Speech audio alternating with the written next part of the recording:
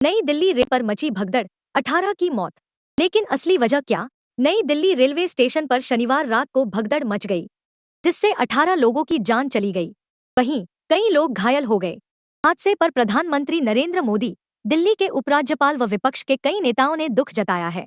इसी बीच हादसे के शिकार पीड़ितों के लिए सरकार ने मुआवजे का ऐलान किया है, जिसके अनुसार मृतकों के परिजनों को 10 लाख, गंभीर रूप से घायल लोगों को 2.5 लाख और मामूली रूप से घायल लोगों को 1.0 लाख का मुआवजा दिया जाएगा। रेल मंत्री अश्विनी वैष्णव ने नई दिल्ली रेलवे स्टेशन पर हुई भगदड़ में लोगों की मौत पर दुख जताया। वैष्णव ने एक्स पर कहा कि नई दिल्ली रेलवे स्टेशन पर हुई दुर्भाग्यपूर्ण भगदड़ से बहुत दुखी हूँ। मेरी प्रार्थनाएं उन सभी लोगों के साथ हैं जिन्होंने अपने प्रियजनों को खो दिया है।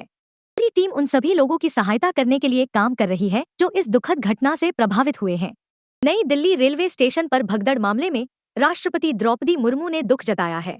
राष्ट्रपति के ऑफिस ने एक्स पर लिखा, नई दिल्ली रेलवे स्टेशन पर भगदड़ में लोगों की मौत के बारे में जानकर बहुत दुख हुआ है। मैं शोक संतप्त परिवारों के प्रति अपनी गहरी संवेदना व्यक्त करती हूँ और घायलों के शीघ्र स्वस्थ होने की प्रार्थना करती हूँ।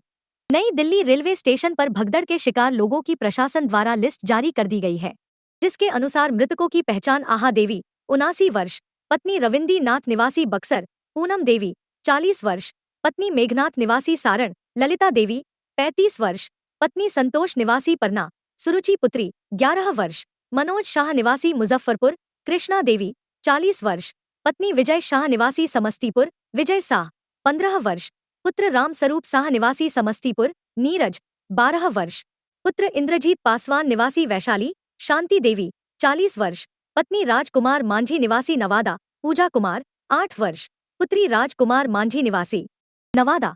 ये सभी लोग बिहार के रहने वाले हैं।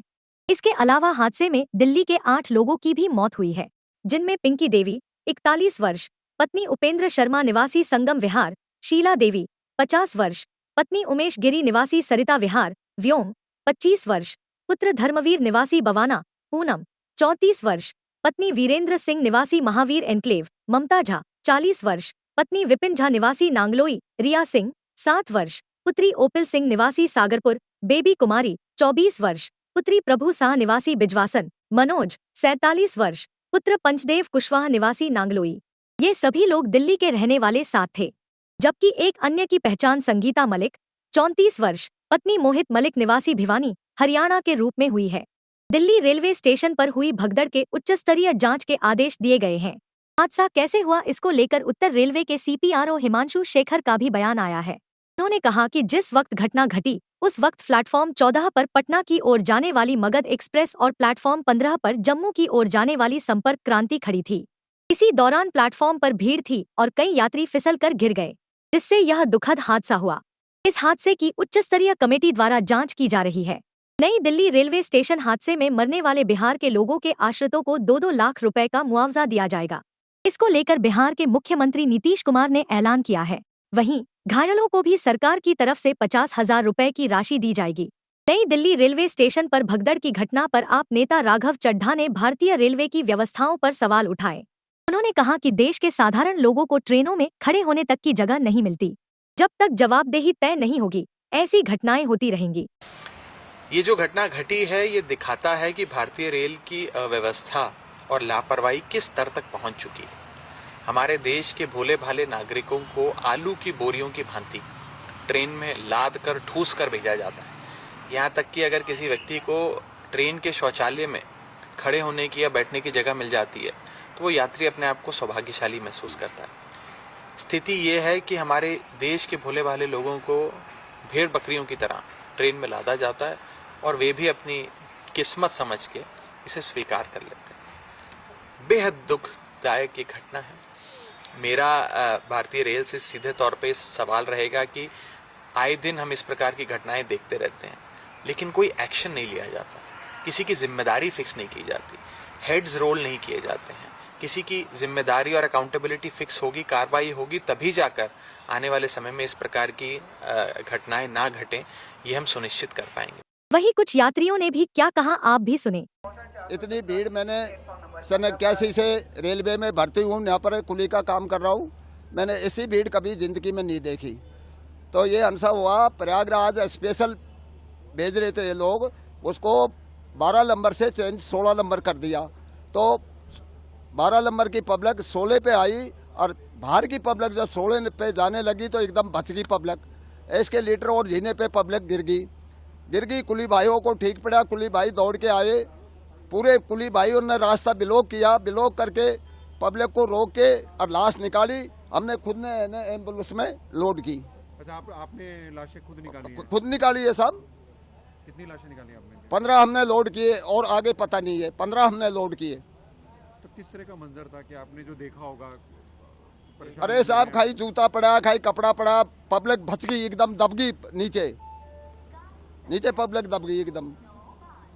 तो आपको देख के क्या लगा वहाँ पे जब आपके अरे कैसे थी? अरे हमारी हालत ऐसी हो गई साहब, हमको रोज आ गए, हमने रात को खाना भी नहीं खाया, मेरी कसम अब तक खाना नहीं खाया वो हरसा को देख के। और कुली भाइयों ने हमारे 3 घंटा तक इतनी मदद करी, ऐसी है ना, पुलिस ने मदद नहीं की है, कुली भाइयों ने जो मदद की है वो।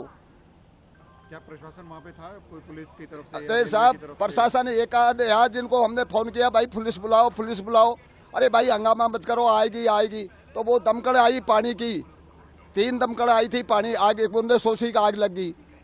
और एम्बुलेंस फिर 3-4 एम्बुलेंस आई, हमने की भाई एम्बुलेंस डमारसू ने हॉस्पिटल पहुंचा के कोई दस्तक किया था वो एम्बुलेंस ने, एक लाश को 2 लाशों को ले जाते रहे वो।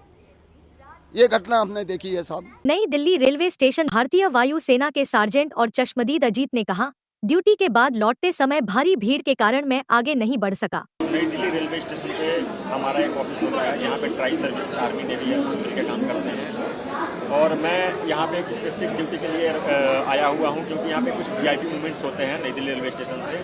मैं एक वीआईपी मूवमेंट करवाने के लिए आया हुआ था। वो वीआईपी मूवमेंट मैंने कंप्लीट करवाने के बाद जब मैं वापस अपने ऑफिस के लिए जा रहा था, लेकिन मैं जा नहीं पाया।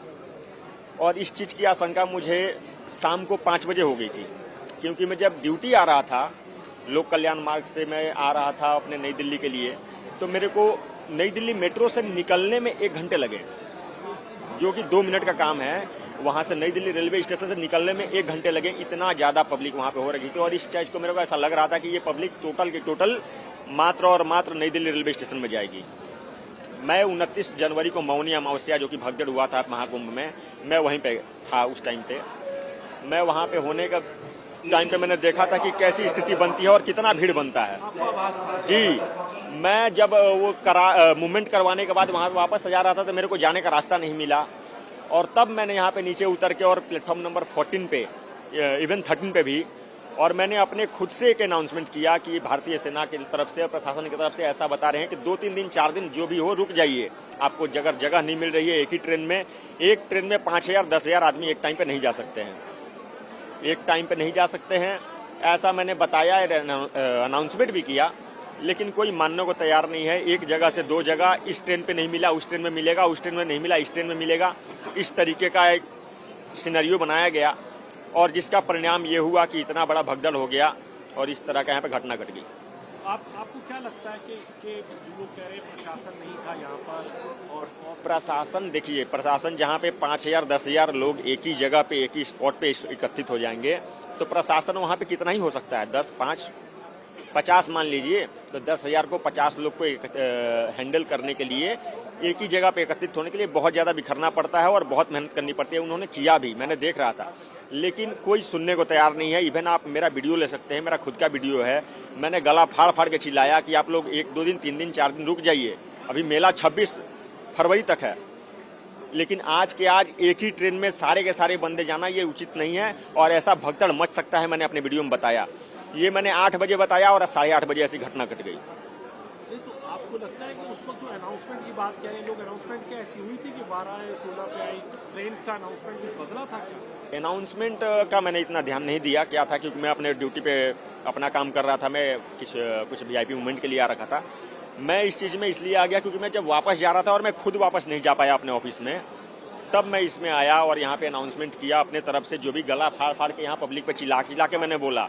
घायलों को भी आपने क्या? जी, यहाँ पे 2-3 लोग घायल ऐसे भी मेरे को मिले, जिनको मैं अपने हाथों से उठा के और बाहर तक पहुँचा के आया हूँ, और दिल्ली पुलिस के गाड़ियों में मैंने खुद डाला है। कुछ लोगों की मौत भी हुई है, कितने लोगों? मौत का मैं नहीं बता सकता, क्योंकि वो जीवित है कि मृत हो चुके हैं ये मैं नहीं बता सकता, या आप भी नहीं बता सकते हैं, ये डॉक्टर या बता सकते हैं। जी। आप कितने लोग आपको घायल दिख रहे थे? जी, मैं 2 या 3 लोगों को मैंने खुद उठाया और इतनी भीड़ थी कि मैं उतना मतलब देख नहीं पाया कितने लोग क्या है, लेकिन 2-3 लोग मेरे सामने गिरे पड़े थे, परेशान थे और कुछ मेरे को लग रहा था कि मतलब बेहोश भी हो गए होंगे।